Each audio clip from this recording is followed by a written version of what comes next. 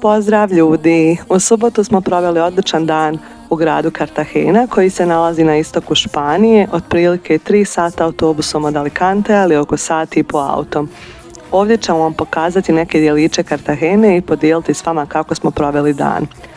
Kao što možete vidjeti, prvo smo posjetili Rimski teatar koji je zaista predivan i ono što je meni bilo zanimljivo je da su ovdje ranije nalazile kuće u kojima su ljudi živjeli, ali nakon što su otkrili da se ispod nalaze ostaci iz tog doba, stanovnici su izmješteni i od tada ovo mjesto možete posjetiti. Preporučujemo vam da ulaznice kupite online unaprijed. Cartagena je zaista mala, tako da ne morate da se brinete oko parkinga ili javnog prijevoza. Ukoliko dođete autom, parkirajte ga negdje sa strane i uživajte u šetnji ovim prelijepim ulicama.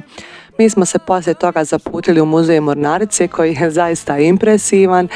Tamo smo proveli sat i po, iako smo mogli ostati duže, ali smo brzo ogladnuli pa smo skoknuli do restorana gdje smo uživali u hrani i ovom koktejlu koji se zove azijska kafa, pravi se od kafe i likera. I nakon toga zavirili smo u malo mračniji dio prošlosti koji svaka zemlja ima, pa čak i prelijepa Španija. Posjetili smo sklonište iz perioda građanskog rata.